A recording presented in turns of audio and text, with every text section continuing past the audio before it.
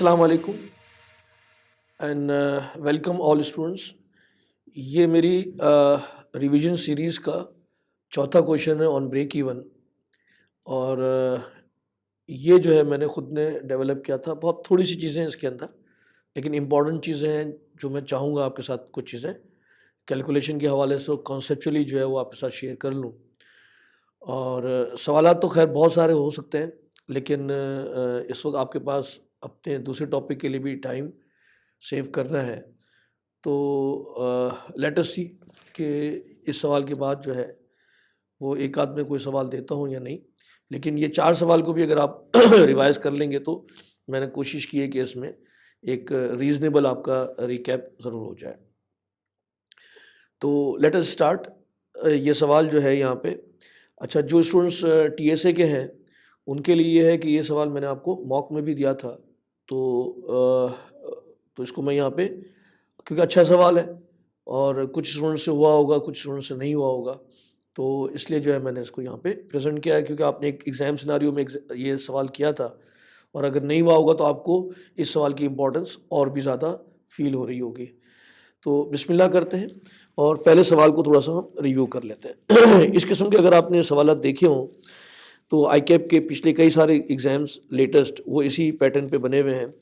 जैसे यहाँ पे है कि blue corporation manufactures textile products and has provided you the following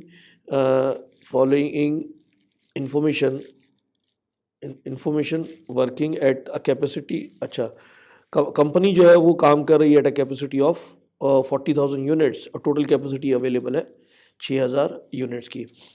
अच्छा, ब्रेक इवन जो है वो आपके पास 75% और कंट्रीब्यूशन मार्जिन रेशो जो है वो है आपके पास 30%। Marketing manager propose to increase the revenue of the company. तो ये इन्होंने एक प्रपोजल दिया हुआ है जिसके बेसिस पे हम री एस्टिमेशंस करेंगे। तो रिक्वायरमेंट क्या है कि बेस्ड ऑन दिस डेटा आप इसको एक अपना नया प्रॉफिट, पहले एग्जिस्टिंग प्रॉफिट लॉस अकाउंट बनाए, फिर रिवाइज प्रॉफिट लॉस अकाउंट बनाए, फिर ब्रेक इवन और मार्जिन ऑफ सेफ्टी आपको निकालना होगा।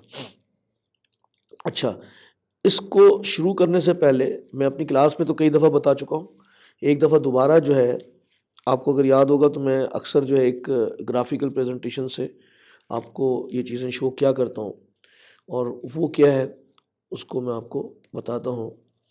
1 मिनट के लिए से मुझे और टाइम दे दें, इससे थोड़ी सी ये सही है। अच्छा, तो इसमें यह है कि देखिए एक बहुत अच्छी अंडरस्टैंडिंग आप ले लें। जो हमारी जो टोटल कॉस्ट होती है उसका मैं एक ग्राफ बनाता हूँ यहाँ पे। स्केची सा होगा, कोई बहुत ज़्यादा फॉर्मल किस्म का ग्राफ नहीं है, इससे आपको थोड़ी सी ग्राफिकल प्रेजेंटेशन भी समझ में आ जाएगी। तो देखिए, ये तो आपको पता है कि फिक्स कॉस्ट जो है वो एक स्ट्रेट लाइन आपकी नॉर्मली होती है फिक्स कॉस्ट। तो ये फिक्स कॉस्ट का ग्राफ है। और फिर इसके बाद ये जो है नॉर्मली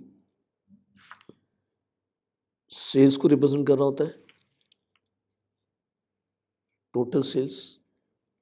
और टोटल कॉस्ट जो है, क्योंकि फिक्स कॉस्ट के बाद ही शुरू होगी और ये नॉर्मली यूं जाता है, तो ये टोटल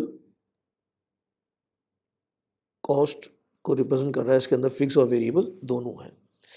अच्छा, ये आप लोगों को ग्राफ की अंडरस्टैंडिंग तो होगी। अच्छा, ये एरिया जो है वो कहलाता है आपका एरिया ऑफ लॉस, ठीक है ना, क्योंकि यहाँ पे सेल्स जो है वो कम है और कॉस्ट आपकी ज़्यादा है, तो ये एरिया ऑफ लॉस कहलाता है आपको। और ये एरिया ऑफ प्रॉफिट होता है, ये एरिया ऑफ प्रॉफिट है। अब अगर मैं अज्यूम करूं कि हमारी टोटल सेल्स जो है, अच्छा, ये जहाँ पे दोनों इंटरसेक्ट होते हैं इसको हम कहते हैं ब्रेक इवन सेल्स।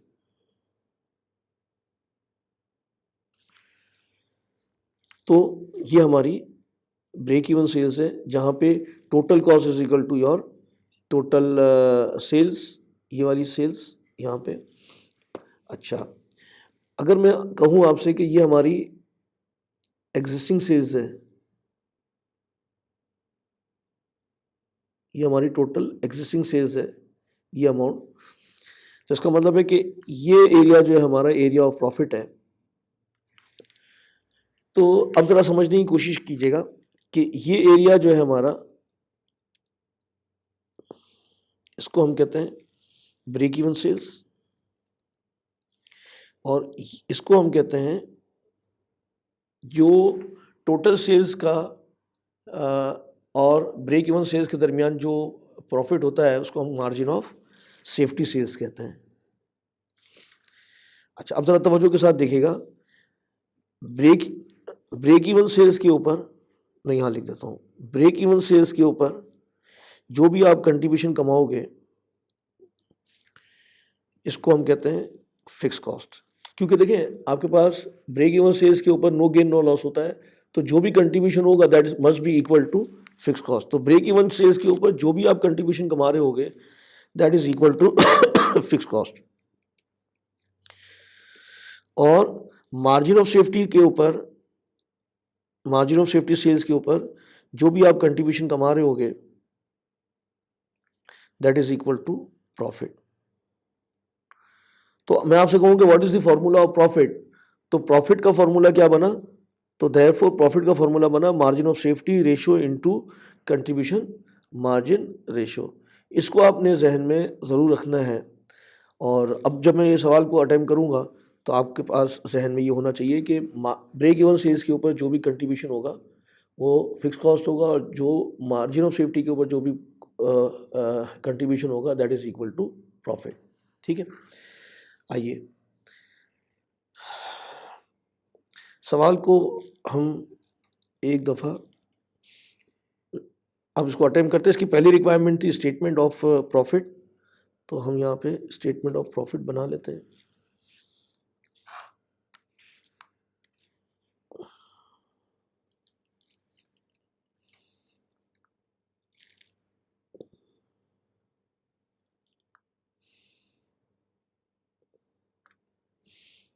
अच्छा, और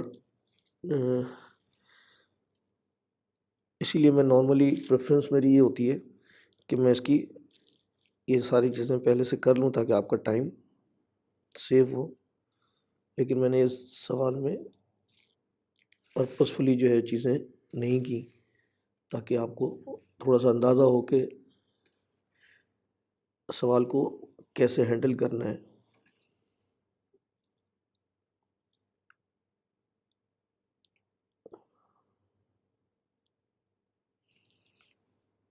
ये तो खैर एग्ज़ाम में आप नहीं करेंगे इतना ज़्यादा लाइनों वाइनों का सिलसिला।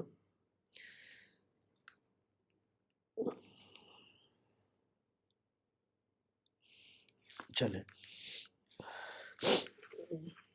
एक लाइन और ज़रा बना लेता हूँ, जिसको थोड़ा सा अगर हम माइक्रो कर लें तो चल जाएगा ये। अच्छा, ये description statement of profit and loss, ये है एग्जिस्टिंग, और ये हो जाएगा रिवाइज। ठीक है, अच्छा, टोटल नंबर ऑफ यूनिट्स जो हम बेच रहे हैं वो है सेल्स, कितने यूनिट्स बेच रहे हैं हम, 40,000। किस रेट से बेच रहे हैं, तो आप देखें यहाँ पे मैंने लिखा हुआ है कि decrease in selling price of 120 by, तो इसका मतलब है कि एग्जिस्टिंग सेलिंग प्राइस जो है वो हमारी 120 है, तो मल्टीप्लाई बाई 120 तो आपके पास। अच्छा, इसको अगर हम थोड़ा सा फिगर्स को रिड्यूस करने के लिए रुपीज़ इन थाउजेंड्स में ले लें तो और काम अच्छा हो जाएगा हमारा। अच्छा, तो इसकी जो अमाउंट बन गई रुपीज़ इन थाउजेंड के हिसाब से 4,800। अब जो मैंने आपको वो ऊपर ग्राफिकल प्रेजेंटेशन दी थी उससे आप समझने की कोशिश करें, तो यहाँ पे उसने आपको ब्रेक इवन सेल्स भी दे दी है और कंट्रीब्यूशन मार्जिन, तो कंट्रीब्यूशन मार्जिन रेशियो जो है वो 30% है। तो यहाँ पे आपके पास वेरिएबल कॉस्ट अगर आप निकालना चाहें तो आप निकाल सकते हैं इसको 4800, अगर 30% कंट्रीब्यूशन मार्जिन है तो 70% जो है वो आपका वेरिएबल कॉस्ट हो गई, तो इसका 70% जो है इज़ इक्वल टू 3360। इसमें से इसको माइनस करेंगे तो आपके पास कंट्रीब्यूशन मार्जिन आ जाएगा विच इज़ इक्वल टू 1440। अच्छा, ये हो गया मेरे पास कंट्रीब्यूशन मार्जिन। अगर मैं डायरेक्टली इसका 30% निकालना चाहूँ तो भी निकल सकता है। अब मेरी बात तवज्जो के साथ सुने, यहाँ पे फिक्स कॉस्ट मैंने नहीं दी है, ठीक है, तो लेकिन मैंने आपको क्या दिया हुआ है यहाँ पे कि ब्रेक इवन जो है वो टोटल सेल्स का 75% है, और ब्रेक इवन सेल्स के ऊपर जो भी मैंने आपको बताया था कि ब्रेक इवन सेल्स के ऊपर जो भी कंट्रीब्यूशन होता है is equal to fix cost. तो अब मैं इसी कॉन्सेप्ट के बेसिस पे फिक्स कॉस्ट की कैलकुलेशन यहाँ दिखा देता हूँ। Fix cost should be equal to, total sales मेरी कितनी है 4800, ब्रेक इवन सेल्स कितनी है 75%, इसके ऊपर कंट्रीब्यूशन कितना कमाऊंगा 30%, that should be equal to fix cost. तो फिक्स कॉस्ट मेरी आ रही है 1080। तो टोटल मेरे पास जो प्रॉफिट आ गया वो existing profit is equal to 360। ये तो पहली रिक्वायरमेंट मेरी पूरी हो जाती है। तो इसमें सिर्फ छोटा सा कॉन्सेप्ट क्या था, एक कंट्रीब्यूशन मार्जिन का, और ये कॉन्सेप्ट अगर आपके पास है तो आप बहुत आसानी से ये बना सकते हैं। अच्छा, अब रिवीजन की भी हम बात कर लेते हैं। तो रिवीजन में वो क्या कह रहा था कि 6% जो है उसकी सेलिंग प्राइस कम करेंगे which will result increase in volume.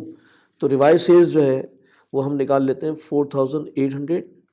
क्या कह रहा है, सेलिंग प्राइस हमारी रिड्यूस हो जाएगी तो 0.9, हाँ 0.94, 6% कम किया तो 0.94 मल्टीप्लाई बाई हमारी सेल्स का वॉल्यूम जो बढ़ रहा है वो 25%, तो 1.25। तो इस बेसिस पे आपकी रिवाइज सेल्स आ जाती है 5640। ठीक है, 5640। अच्छा, बहुत ही इम्पोर्टेंट बात यह है कि आपका कंट्रीब्यूशन मार्जिन रेशियो वो जब आपकी वेरिएबल कॉस्ट और सेलिंग कॉस्ट इस दोनों में से जो है कोई भी चीज़ अगर चेंज होगी तो इसका रिवाइज कंट्रीब्यूशन मार्जिन निकालना is again a very very important technique, very important technique. ठीक है, अब ज़रा सवाल की इम्पोर्टेंस की तरफ हम आते हैं। क्या कह रहा है यहाँ पे, वो ये कह रहा है कि due to increase in volume discount of material is expected to 10%, और मटेरियल वो रिप्रेजेंट कर रहा है 35% of total variable cost, and reduction in other variable cost. Other variable cost का मतलब क्या हो गया कि यहाँ पे लेबर एंड ओवरहेड की बात कर रहे हैं हम, क्योंकि यहाँ पे कोई सेलिंग एंड डिस्ट्रीब्यूशन की बात फिलहाल नहीं कर रहा। तो यहाँ पे मैं आपको थोड़ी सी कैलकुलेशन जो है वो करके बताता हूँ किस चीज़ की। सबसे पहले तो आपने रिवाइज सेल्स जो है वो निकाल ली, रिवाइज सेल्स दैट इज, हाँ, अब मैं अगर रिवाइज सेल्स की अमाउंट तो आ गई, अब मुझे अभी असल में चाहिए क्या, मैं निकालना चाह रहा हूँ कंप्यूटेशन, ऑब्जेक्टिव मेरा क्या है, computation of revised contribution margin ratio. ठीक है, जैसे हमने पिछले मतलब इसमें क्या किया था, एग्जिस्टिंग के अंदर इस बेसिस पे कंट्रीब्यूशन मार्जिन रेशियो अप्लाई करके, तो अब नया रिवाइज मेरे पास कंट्रीब्यूशन मार्जिन रेशियो तो दिया हुआ नहीं है। तो सबसे पहले मैं सेल्स की परसेंटेज देखता हूँ एज कंपेयर टू प्रीवियस, अब कितनी हो गई है। तो सेल्स मेरे पास जो लास्ट टाइम थी वो 100% थी, तो revise percentage of sales is equal to 100, और इसमें जो है वो आपका 0.94 ये हो गया। तो 0.94 जो है आपकी रिवाइज सेल्स होगी। अब वो 100 नहीं रही, मैं सिर्फ आपको ये समझाना चाह रहा हूँ, तो बल्कि मैं इसको 100 के उस पर ले लेता हूँ, तो पॉइंट को हटा देता हूँ, तो ये आपकी 94 जो है, 94 आपकी सेल्स हो गई, ठीक है, रिवाइज सेल्स। तो 94% जो है वो रिवाइज सेल्स हो गई। अच्छा, वेरिएबल कॉस्ट, ये बहुत इंपॉर्टेंट बात है, तो मैं इसको थोड़ा सा काम करता हूँ कि आपको ब्लू पेन से कर, रेड पेन से करके देता हूँ। Revise percentage of variable cost, बल्कि पहले जो है रिवाइज उसका मटेरियल की हम निकाल लेते हैं। रिवाइज परसेंटेज ऑफ मटेरियल और फिर वेरिएबल कॉस्ट पे आते हैं, ऑफ मटेरियल, ठीक है। क्या कह रहा है मटेरियल के बारे में, ज़रा सा हम एक दफ़ा दोबारा देख लेते हैं। तो मटेरियल के बारे में वो ये कह रहा है कि यहाँ पे due to increase in volume discount of material is expected to be 10%, और मटेरियल जो है वो 35% of the 35% of the total cost है। तो 30 material represent 35% of the total variable cost, of the total variable cost, ठीक है। तो आइए, आपके पास एग्जिस्टिंग जो सेल्स थी वो 100 थी, ठीक है, और उसमें से 30% जो है वेरिएबल कॉस्ट, 30% आपका कंट्रीब्यूशन मार्जिन था। तो इसका मतलब कि वेरिएबल कॉस्ट का परसेंटेज जो था वो कितने परसेंट था, 70% था।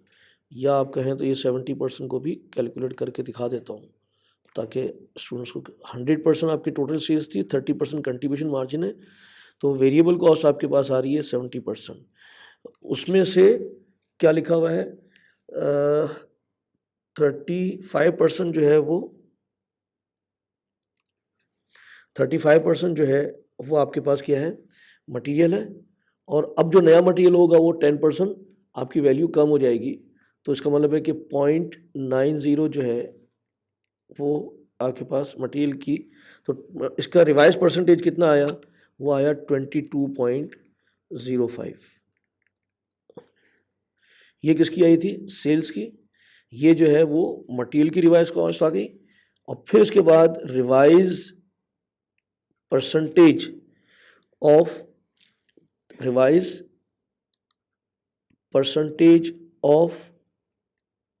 Other variable cost. फिर उसी तरीके से 100 माइनस 30 कितना आ गया, 70%। ये तो हमारी वेरिएबल कॉस्ट की परसेंटेज आ गई। अब अगर 35% जो है वो of the total variable cost वो मटेरियल है, तो 65% जो है वो अदर वेरिएबल कॉस्ट होनी चाहिए, ठीक है। तो 65% ये आ गया। अच्छा, अब इसके बारे में कह क्या रहा है, इसके बारे में कह ये रहा है कि अच्छा, और the reduction in variable cost by 8%।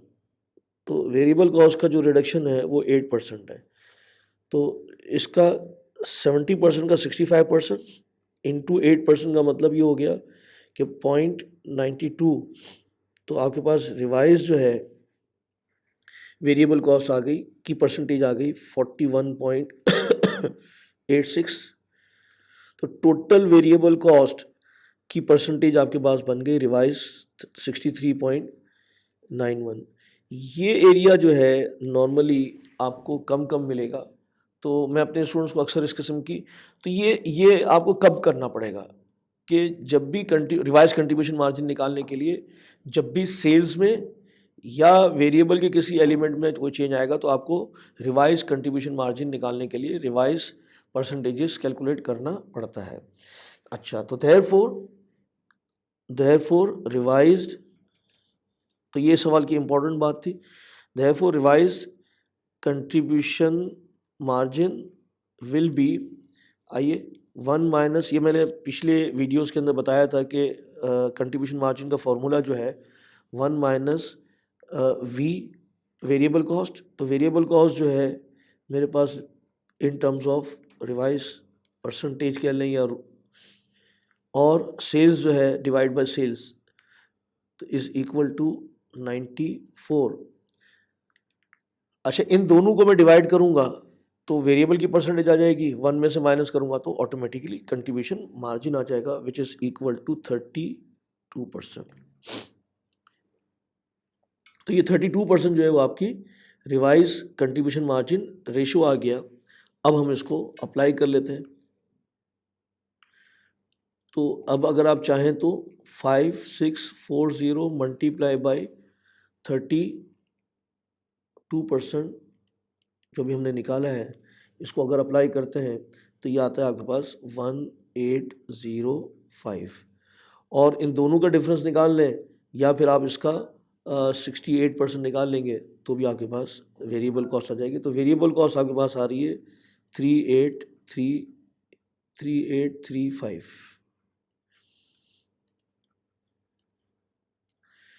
अच्छा, फिक्स कॉस्ट के बारे में मैंने कहा हुआ है कि वो स्टेप फिक्स कॉस्ट है, तो इसको ज़रा सा हम समझ लेते हैं। ये भी हमने पिछली वीडियोस के अंदर देखा था। तो देयर इज़ अ स्टेप, असल में वो जैसे एकदम से स्टेप फिक्स कॉस्ट, तो किसी ने अगर रिवाइज ना किया हो या ना सुना हो तो एकदम से जो है कन्फ्यूजन हो जाती है, इसमें कुछ भी डिफ़िकल्टी नहीं है। तो there is a step fixed cost effect after 75%. After 75% capacity, additional machine will be required, which will result in increase in fixed cost by 12% on account of additional depreciation and borrowing cost. तो 75% तक ये है, और आगे जो है वो step fix cost है। तो इसको जो है हम फिक्स कॉस्ट जो है अगर आपको निकालना हो तो देयरफॉर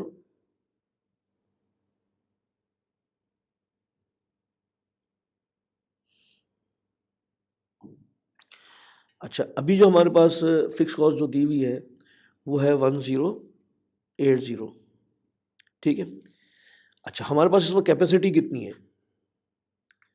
हमारे पास जो कैपेसिटी इस वक्त जो हम यूज़ कर रहे हैं वो अभी मैंने ऊपर लिखा हुआ था कि जो कैपेसिटी हम यूज़ कर रहे थे वो 40, हम जो यूज़ कर रहे हैं कैपेसिटी वो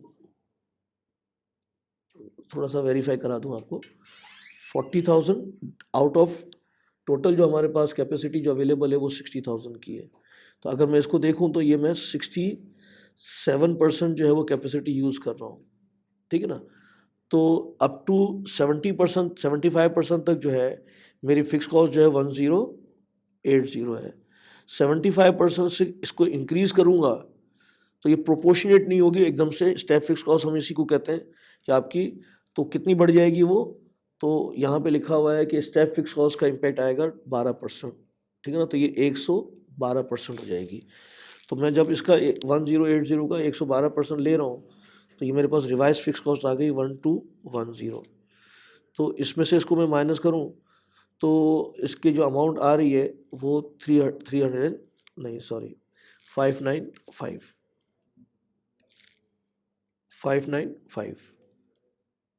595 का हमारा ये नेट प्रॉफिट आ गया था। तो ये हमारी सेकंड रिक्वायरमेंट को अगर हम देखें तो ये हमारी कवर हो जाती है। That is prepare statement of profit for existing, और ये रिवाइज हो गया। देखिए इसमें हमने चीज़ सीखी क्या है, रिवाइज ये जो है ना ये इतना इम्पॉर्टेंट एरिया है। अगर ये आपके टिप्स पे आ जाता है तो फिर तो बहुत अच्छी बात है, और अगर ये नहीं आता, अच्छा अगर छोटा मोटा कोई चेंज होता तो मैं इसको इसी फॉर्मूले में ही जो है वो एडजस्ट कर देता हूँ। जैसे आप लोगों ने क्लास में देखा था कि इसको मैं नॉर्मली जो है वो फॉर एग्ज़ाम्पल पुराना लिख के और फिर नई परसेंटेज इसको जो है वो यहाँ पे एडजस्ट करके और फिर, लेकिन क्योंकि यहाँ पे काफ़ी चीज़ें थी, यहाँ पे ये था और यूँ था, तो मैंने इसकी रिवाइज परसेंटेजेस निकाल के और फिर इसके बाद जो है वो रिवाइज कंट्रीब्यूशन मार्जिन रेशियो निकाल दिया। ये आपको ज़रा कम कम मिलेगा, तो और इसके बगैर जो है ये सवाल आपका आगे रिवाइज हो नहीं सकता था। थर्ड रिक्वायरमेंट पढ़ लेते हैं, बहुत आसान है। वो क्या कहता है, determine revise break even sales and margin of safety ratio, ठीक है। तो revise break even sales and margin of safety ratio. तो थर्ड रिक्वायरमेंट हमारी आ जाती है कंप्यूटेशन ऑफ रिवाइज्ड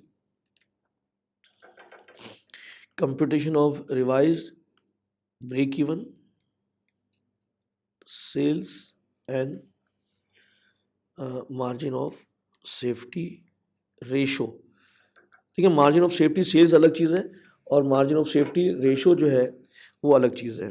ठीक है, तो कंट्रीब्यूशन मार्जिन रेशो निकालने के लिए आपको पता है, सॉरी, ब्रेक इवन सेल्स के लिए, तो पहले हम ब्रेक इवन सेल्स निकाल लेते हैं। ब्रेक इवन सेल्स, अच्छा कुछ भी ना लिखा हो तो फिर हम ब्रेक इवन सेल्स जो है वो normally in terms of rupees निकालते हैं। तो फिक्स कॉस्ट हमारे पास रिवाइज आ गई है, अगर आप देखें तो 1210, फिक्स कॉस्ट रिवाइज इज़ 1210 और रिवाइज कंट्रीब्यूशन मार्जिन जो है वो 32%। तो इस बेसिस पे अगर हम निकालें तो हमारे पास रुपीज़, ये रुपीज़ इन थाउजेंड्स में ही है, तो ये आपके पास आ गया 3781 rupees in terms of thousands. फिर इसके बाद margin of safety ratio. Margin of safety के रेशो का फॉर्मूला भी लिख देता हूँ ताकि आपको पता चले कि total sales minus break even sales divided by, अच्छा इन दोनों को माइनस करेंगे तो आपके पास मार्जिन ऑफ सेफ्टी सेल्स आ जाएगी। तो एग्जाम में कभी कभी कहता है मार्जिन ऑफ सेफ्टी सेल्स निकाल के दें, कभी कभी कहता है मार्जिन ऑफ सेफ्टी रेशो निकाल के दें। तो यहाँ पे आपके पास ये आ गया मार्जिन ऑफ और divided by total sales multiply by, normally ये परसेंटेज में दिया हुआ होता है। तो हमारे पास टोटल सेल्स जो है वो है 5640, ब्रेक इवन सेल्स जो है वो 37, जो भी हमने निकाला है 3781 और divided by total sales 5640 multiply by 100। तो हमारे पास मार्जिन ऑफ सेफ्टी जो आ गया वो है, margin of safety ratio is 33%। यहाँ पे मेरी रिक्वायरमेंट तो कंप्लीट हो गई। थोड़ा सा मैं अगर आपको ट्यूटोरियल जो है चीज़ें थोड़ी सी एक ऐड ऑन कर दूँ तो इसके हिसाब से अगर मैं देखूँ तो मेरे पास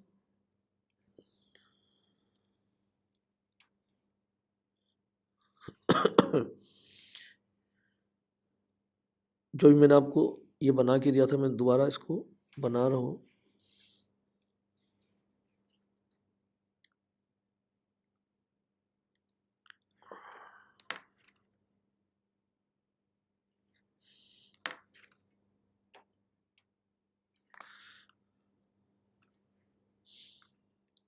ये मेरी ब्रेक इवन सेल्स है, ठीक है।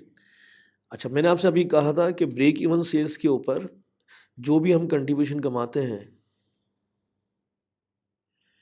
वो हमारा फिक्स कॉस्ट होता है, ठीक है ना। अब जैसे हम यहाँ पे अगर प्रूफ कर रहे हो तो हमारे पास जो ब्रेक इवन सेल्स आई थी वो कितनी है, ब्रेक इवन सेल्स 3781। इसके ऊपर हमने कंट्रीब्यूशन मार्जिन कितना कमाया था, 32%, ठीक है।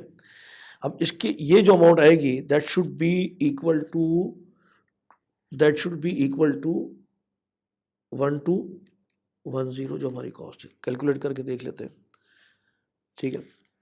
3781 ये आपको करना नहीं, मैं सिर्फ आपको थोड़ा सा, तो 1210, ठीक है। तो ये आपको प्रूफ होता है कि ब्रेक इवन सेल्स के ऊपर जो भी हम कंट्रीब्यूशन कमाते हैं that is equal to fix cost, ठीक है। ये प्रूफ हो गया। फिर इसके बाद मैंने कहा था कि जो भी कंट्रीब्यूशन हम मार्जिन ऑफ सेफ्टी के ऊपर जो भी कंट्रीब्यूशन कमाते हैं, जो भी हम कंट्रीब्यूशन मार्जिन हम कमा रहे होते हैं that is equal to profit. इसको ही प्रूफ कर लेते हैं। तो हमारी मार्जिन ऑफ सेफ्टी सेल्स जो आई थी वो है 3640 माइनस ब्रेक इवन सेल्स 3781, तो आपके पास मार्जिन ऑफ सेफ्टी सेल्स जो आई थी 5640 माइनस 3781, ये मार्जिन ऑफ सेफ्टी सेल्स आ गई थी। देखिए हम जो प्रॉफिट कमाते हैं ना सिर्फ मार्जिन ऑफ सेफ्टी सेल्स के ऊपर कमाते हैं, ठीक है। तो इसके ऊपर हम जो भी कंट्रीब्यूशन कमाएंगे मार्जिन ऑफ सेफ्टी सेल्स के ऊपर, इसके ऊपर जो भी कंट्रीब्यूशन मार्जिन रेशियो हमारा रिवाइज जो वो 32% है। तो अब मैं अगर इसके ऊपर जो है वो 0.32 ये अगर लगाता हूँ तो 595 रुपीज़ जो है ये आ रहा है, जो कि 595 से वेरीफाई होना चाहिए, जो कि होता है, ठीक है। 595 से ये टैली होता है। तो ये मैंने थोड़ा सा आपको और एडिट करके बता दिया। अच्छा, एक मज़े की चीज़ और ये है कि इसको मैं थोड़ा सा हाईलाइट कर देता हूँ। अगर आपसे कोई पूछे कि प्रॉफिट की परसेंटेज कैसे निकालते हैं, तो प्रॉफिट की परसेंटेज हम फाइनेंशियल अकाउंटिंग में जो निकालते हैं वो नॉर्मली निकालते हैं प्रॉफिट डिवाइडेड बाय सेल्स, ठीक है ना। नॉर्मली हम कैसे निकालते हैं प्रॉफिट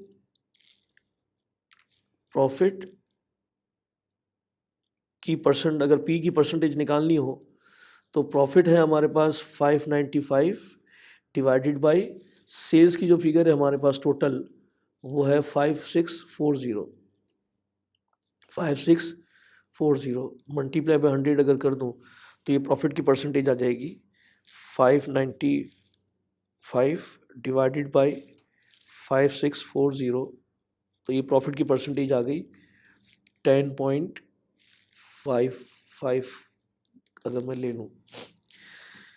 अच्छा, इसको अगर मैं इस मार्जिन ऑफ सेफ्टी के पॉइंट ऑफ व्यू से देखूं तो ये जो परसेंटेज आई थी मैं कहता हूं कि ये दोनों बराबर है, ठीक है ना। इसको देख लें तो हमारा मार्जिन ऑफ सेफ्टी रेशियो कितना आया था, मार्जिन ऑफ सेफ्टी रेशियो आया है मार्जिन ऑफ सेफ्टी रेशियो जो हमारा आया था 33%, ठीक है। तो profit percentage 33% into contribution margin जो आया था वो 32%। तो अगर मैं 33% का 32% निकालूं तो देखें ये 10.56 राउंडिंग ऑफ टू ऐसे, ठीक है। तो आपने देखा कि हम नॉर्मली जिस तरीके से निकालते हैं, लेकिन अगर कभी प्रॉफिट निकालना पड़े आपको और मार्जिन ऑफ सेफ्टी और कंट्रीब्यूशन मार्जिन दिया हुआ हो तो इसके ऊपर परसेंटेज लगाएंगे तो वो भी प्रॉफिट की ही परसेंटेज आ रही होती है, क्योंकि हम जो भी प्रॉफिट कमाते हैं वो सिर्फ मार्जिन ऑफ सेफ्टी के ऊपर कमाते हैं। ये बहुत ज़्यादा डिटेल में हम क्लास में कई दफ़ा कर चुके हैं, तो ये थोड़ी सी आपकी तवज्जो मैं दोबारा यहाँ दिलवा रहा था कि पी की परसेंटेज कभी ज़रूरत पड़ जाए तो आपके नॉलेज में रहे। अदरवाइज़ जो है ये असल जो एरिया मेरा था वो ये था जो कि आपको थोड़ा सा रिवाइज कंट्रीब्यूशन मार्जिन निकालने का। तो हमने इस सवाल से क्या सीखा, तो लर्निंग आउटकम जो था concept of margin of safety and its application. तो मार्जिन ऑफ सेफ्टी और फिर इसकी एप्लीकेशन मैंने अभी आपको समझाई कि इसके ऊपर जो भी हम कंट्रीब्यूशन कमाते हैं वो हमारा affect of change in variable cost and selling price, जो कि अभी मैंने आपको रेड पेन से करके दिखाया है वो, and revise rate of contribution margin. The most important area of this question is this one, ठीक है। And concept of composition of break even and concept of composition of break even and margin of safety, तो जो मैंने आपको graph के साथ थोड़ा सा समझाया है दोबारा, तो ये मैंने आपके सामने चीज़ें कुछ रखी थी और कुछ आपकी अंडरस्टैंडिंग भी डेवलप करवाने की कोशिश की है। अब एग्जामिनर अगर आपको कोई भी फिगर दे देता है और फिगर से दोबारा जो है वो रिवर्स चाहता है तो आपको पता होना चाहिए कि कौन सी फिगर क्या रिप्रेजेंट कर रही होती है। तो मेरे ख्याल से यहाँ तक काफ़ी है, क्योंकि मैं तो अब इसमें और डिटेल में चले जाऊँगा क्योंकि ये मेरा बड़ा इम्पोर्टेंट और फेवरेट एरिया रहा हुआ है। तो फिर मैं शायद हो सकता है कि वो सवाल से किसी और जगह चले जाऊँगा। तो आई होप कि ये सवाल भी आपके लिए थोड़ा सा फ्रूटफुल होगा। तो विद दिस अभी भी चीज़ें तो खैर हम सीखने के लिए बहुत कुछ सीख सकते हैं, लेकिन अगर ये 4 सवाल आप अच्छे तरीके से कॉन्सेप्चुअली अगर इसको एग्ज़ाम में लेके चले जाएँ, तो hopefully you will feel comfortable. Ditto तो कोई चीज़ नहीं आ सकती, लेकिन मिलती-जुलती चीज़ ज़रूर आ सकती है। तो इंशाल्लाह मिलते हैं अगली वीडियो के साथ, और as usual my request to all of you is कि शरीफ तबानी को जो है वो आप और हम भी आपको आपकी दुआ अपनी दुआओं में याद रखेंगे कि आप अल्लाह ताला जो है वो मुझसे और सारी कायनात से जो है वो जितने भी हैं उन सबको हिदायत भी दें कि अल्लाह हम सबसे राज़ी हो जाए। अस्सलामु अलैकुम।